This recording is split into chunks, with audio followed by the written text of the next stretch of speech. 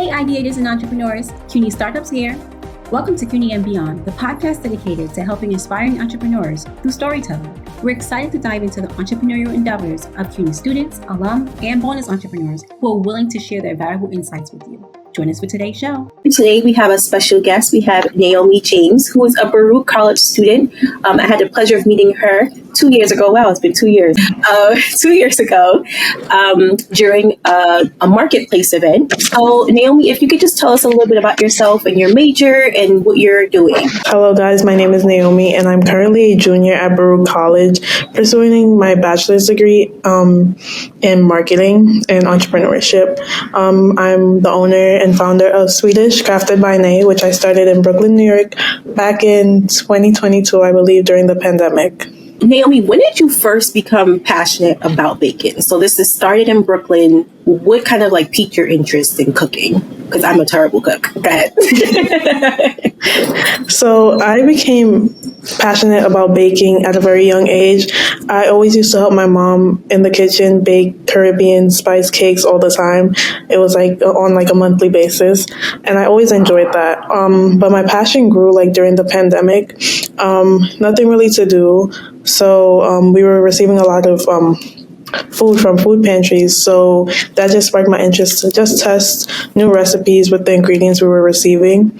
And that's just how Swedish started. So Swedish actually started with a peach pie. I never had a peach pie, but I was just intrigued to start something or do something with it. So this peach pie, was this something that your mother taught you how to make, or you kind of just research, I want to kind of just make something on my own, and you just researched how to make it?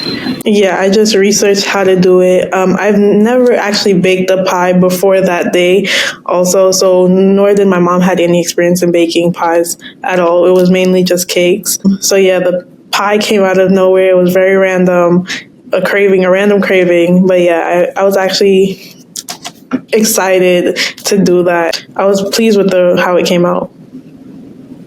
So how did your business kind of blossom since you made that first peach pie? What happened? What were the next steps for you? Yeah, so after the pie, I wanted to tell everyone that I wanted to start a business. The first person I told was my mom, and she was my biggest supporter. And then I went on and told my friends, and then another group of big supporters that I had. My best friend was one of my first customers. I remember baking her grandfather's birthday cake that same year, which I think was probably the month after I made the pie. And friends were telling friends, family was also telling friends, and it was just really helpful in just growing Swedish to what it is and just gaining exposure and customers. So really it seems like it was a word of mouth experience for you. It was just friends, family, getting the word out. How did you kind of start marketing outside of that? Because I know you did the marketplace. The Lawrence Field Center for Entrepreneurship at Baruch College is where CUNY Startups is. They had their first marketplace, and you were one of the vendors alongside me, which was actually your freshman year, which is crazy. I didn't even know that was your first year. So how did you kind of find out about that, or just about experiences or opportunities that were available to you? Entering college, I was determined to find a college that would be more on the business side, and that's how I ended up at Baruch. So entering Baruch, I was a entrepreneurship major, and that's how I believe my major exposed me to the field center. I received an email from them about the marketplace, and I was a bit skeptical about it because at that time I was a freshman student, so no one on campus knew really about my business, nor did they really know about my treats per se. So I was nervous that maybe that was not the right time for me, and maybe I needed to gain more friends, more exposures, more connections, and network myself more on campus. But when I communicated with my mom about it, she was just go for it. You never know where it will take you. So I just went for it, and the field center just became a comfort zone for me. I met so many amazing other entrepreneurs, amazing people, a lot of customers, and it was just a home away from home, kind of. Awesome. And what have you done since then? So I know like you have like an Instagram page because I am one of your followers on my other account. So you created an Instagram page. Like what other next steps that you kind of did to kind of like start building out your business and, you know, getting people aware about what it is that you do? So my Instagram page is probably like my biggest marketing platform. So far. I've also worked on my website. So I started off with, I believe it was Swedish.com, but it's still under construction right now.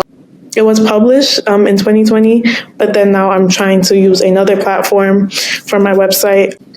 Another way that I market Swedish is in school. So back in high school, I was marketing a lot.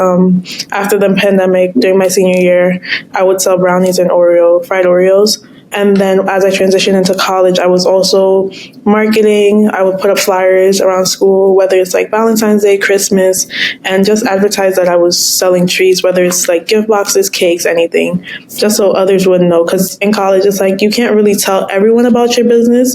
So it's like at least they will see it and, you know, become aware of it. And I just want to shout out the brownies are really good because I've had a few of them. I'm not really supposed to be eating them that much, but they were tasty, so I kept buying them. Thank you. So you started off with the brownies and Oreos. What has been like, I want to know like, what are the items that you typically, or that you thought was going to do really well, and then you realize they don't do well and you have like customers requesting certain things different? That's a good question. I would say cinnamon rolls. There's like a variety of ways you could do cinnamon rolls and a variety of flavors. So I remember for one of the marketplaces I did cookies and cream cinnamon rolls. I really anticipated for that to go through the roof. But it did not sell as much as I expected. But I feel like it's more like because people don't really know much about it or like how it would taste, because people are more used to like the standard cinnamon and cream cheese frosting cinnamon rolls. So yeah, that was one product that I would say I expected to get more attention than it did. I guess the bread and butter of Swedish by day. What is the main thing everyone comes to you for? I'm guessing it's the brownies, but I'm not even going to say that. Actually, I feel like everything has its season.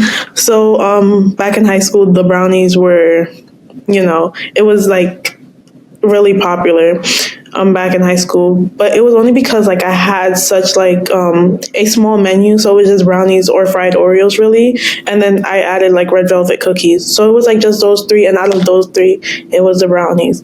But then moving forward into college, I added something to the menu that took over the brownies completely, and it was something that I've never tried before, and honestly it caught me by surprise. So when the Field Center had its first marketplace, I was just interested in trying tres leches. I've never had tres leches ever, and I was just eager just to try it and just see how that goes. And when I made it the first day of the marketplace, I remember it sold out. I was so confused, but I was happy about it. It sold more than the brownies for sure. And then like I just realized like that was just the product for Baruch College. Today, we're in a world today where people are kind of like refraining from like gluten and having different alternatives to kind of like their food so they could be more healthier and less sugar. So how do you kind of like incorporate that shift in society into like your baking? With all things, it takes like one step at a time. So I'm very big on using organic ingredients, just starting off first with that, because it is much easier to access those type of products and ingredients. And then I do want to shift into using gluten-free products for those customers, because I do receive customers or just people in general ask me like, are my product gluten-free, or is it vegetarian, is it vegan? And I do want to cater to all audiences eventually, but at the same time, like it just like I said, it's one step at a time, and it's just like a certain group of people that you could cater to at once. I also want to know, like, how did you figure out your pricing? And I know like you're trying different things too. You just mentioned like the cinnamon rolls and then like the dulce de leche. So like you're trying different things that are out of your comfort zone. So we're trying new things that comes with pricing that you're not typically used to. So how do you kind of like figure out your pricing? Honestly, pricing was a bit of a struggle for me when I first started. Sometimes I do still struggle with pricing because as much as like I know the worth of my product and I know how much it costs to make, sometimes I do think about like, what if I was in that customer's shoes? Would I buy that product at that price? So when it comes to pricing, I do take into consideration how much I spend for that product, for ingredients wise, and then I also take into consideration my time. And then that is where I come up with my pricing for my products. And speaking of time, you're a student. You're a full-time student at that, right? And you're going into your junior year now. How do you balance having this full-time schedule of school, and you're also commuting, because CUNY is a commuter school. Like, all of the schools are commuters, except for a few where they have, like, some residential halls. So commuting, balancing full-time school, and having a business. Like, how do you do it? Balancing school and my business was one of my concerns. Like, not really after the pandemic, but after, when I was switching over from remote learning to in-person learning. When it comes to balancing my business, I decided to invest in a planner, so that way I could keep track of my orders as well as my assignment due dates, so that I make sure like they don't overlap, or even if they do, that I prioritize one over the other. Secondly, my Instagram page, when I launched it, the first thing that I made sure that I emphasized on there, that I was a student first. So I just feel like that really helped me communicate with my customers better, to know like, yes, I am a student, and yes, I am also an entrepreneur, but there are certain things that I have to prioritize. And the planner also helped me communicate with them as well, to know like, I know you want your order for this day, but is this day and time better for you? What is your target audience? Like, is it the college students, CUNY students? Is it still family and some of the friends? Or is it just like, it's still like the word of mouth, whoever comes to you? Like, so what is your kind of like who you're gravitating towards making the food for? If I could, I wish I could cater for everyone. I wish I could speak to the whole of all New Yorkers, all the tourists, everyone. But as of right now, I would say like, I would like to reach beyond family and friends. So even if it's just friends of friends, friends of family, even beyond that, I would like to reach. So that's why I enjoy catering for like parties or events and stuff like that. So people would know like, someone local made the treats, and it was not like store-bought. I'm also thinking about, like, before you mentioned, like, when you're thinking about the pricing for the baked goods, you're thinking about how long it takes you to make it, your value, like the ingredients, but travel time as well. So are you also delivering the items, especially if it's for like an event? Are you doing the traveling, and how is that factored into your balancing, into your school, into all of this? I used to deliver. I still do occasionally, depending on what treat it is. So if it's like a cake, I'm most likely to deliver, because I'm not going to trust, like delivery drivers. Right. But recently, Uber updated their app, and you could deliver packages through their service through the app. So customers actually really like that option. So just put it in an Uber, and then it reaches their destination. So that way, neither one of us are really traveling to each other and have to really think about the product messing up through the travel. Sometimes I do deliver, like I said, depending on what treat it is. Sometimes customers pick up. They are always free to pick up. And I do incorporate my delivery price into my total, because it does take time and it costs money to travel to different spots. And then I try to stay within certain borders. Like, I won't go as far as Long Island to deliver, but I try to stay within like Manhattan, Brooklyn, and so on and so forth. Super smart. I didn't even know that was an option, but that definitely makes it makes it more convenient for both parties. You're right, and I think it's really smart to have it in the delivery, so it's like super transparent for the customer, so they can see everything and they can make the decision there. So yeah, that's cool.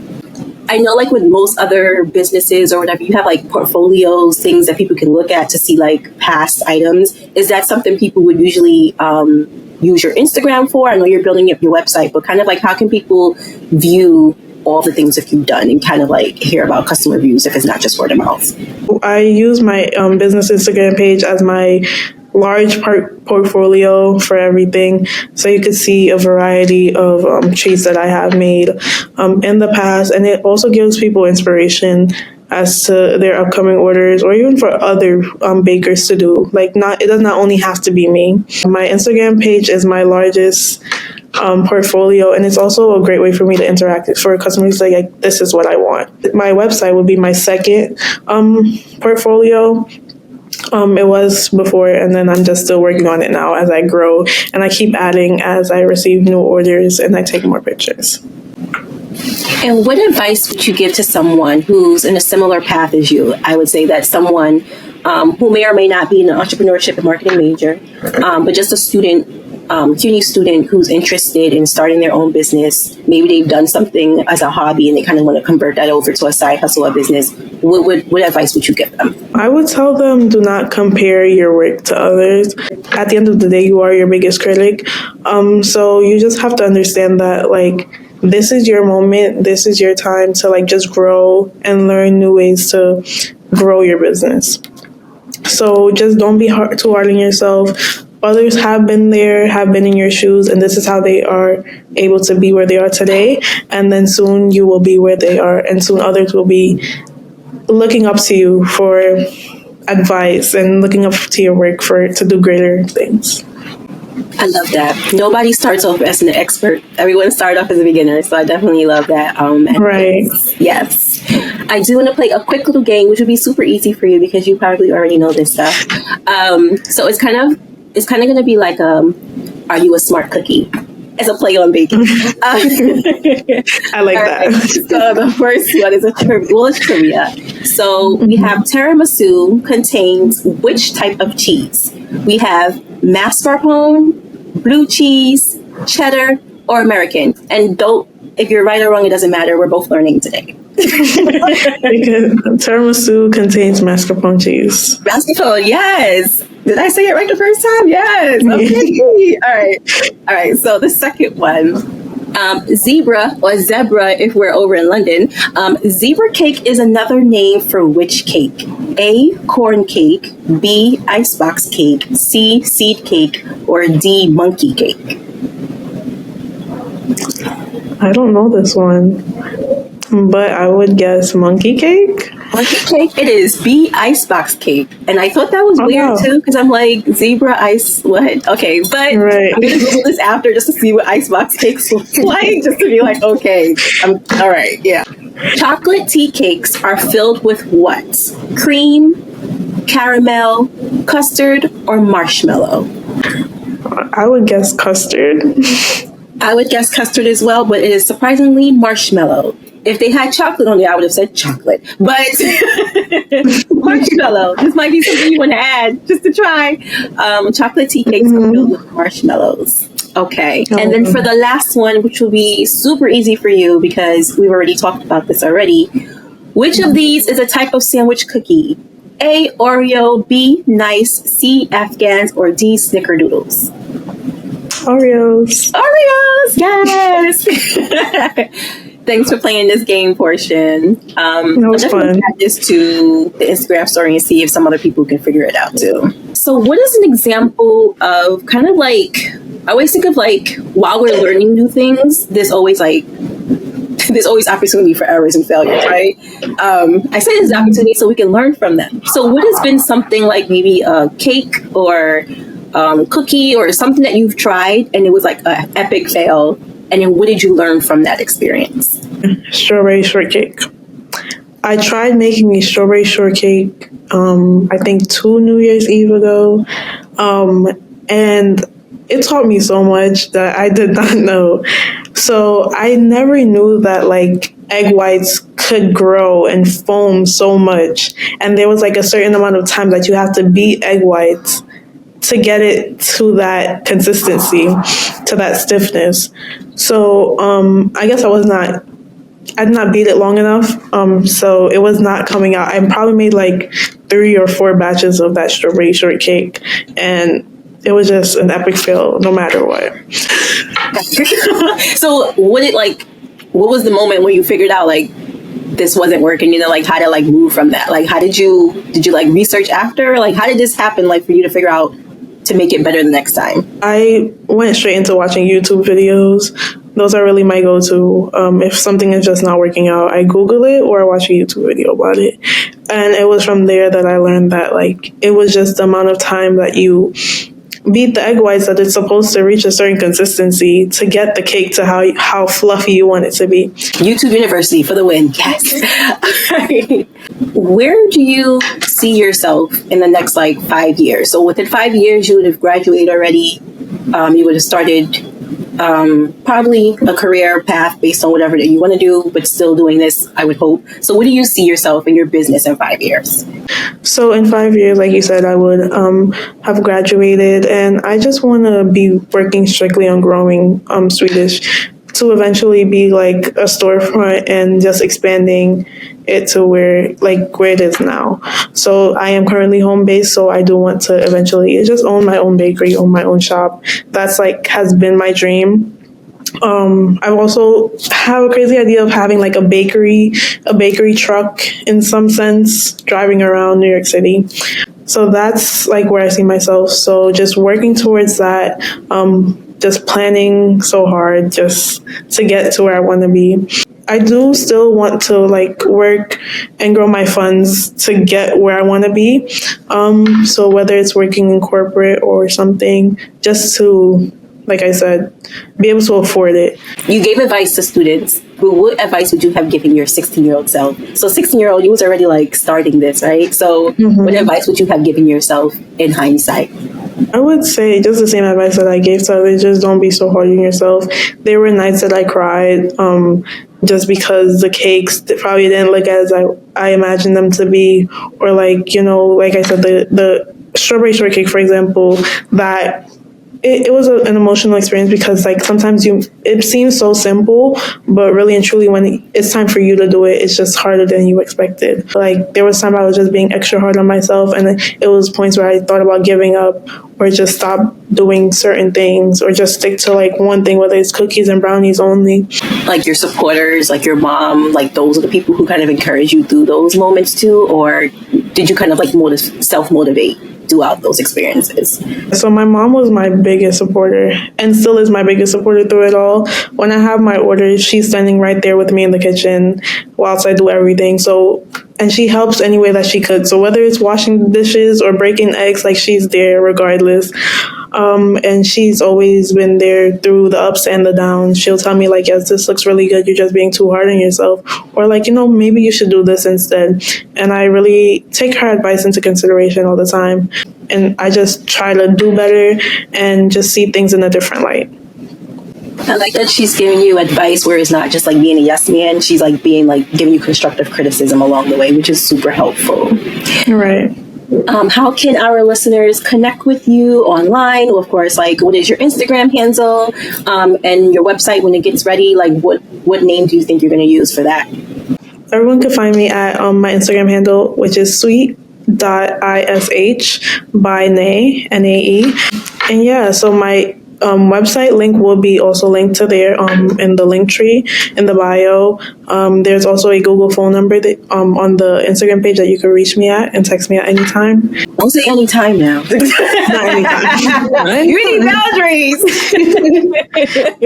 What are your operating hours so people know, because you don't want to be open 24/7. So I usually operate around from 9 to 9, I would say.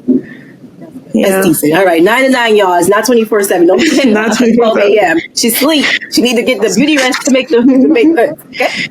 I respond when I respond. Exactly. Thank you so much, Naomi, for joining me today to have this good discussion, to learn more about your business. I'm wishing you success in the future. I'm hoping you get that storefront because I will be there to get my brownies because I'm sticking with that. Thanks again so much for joining us. Thank you so much for having me. I really appreciate it.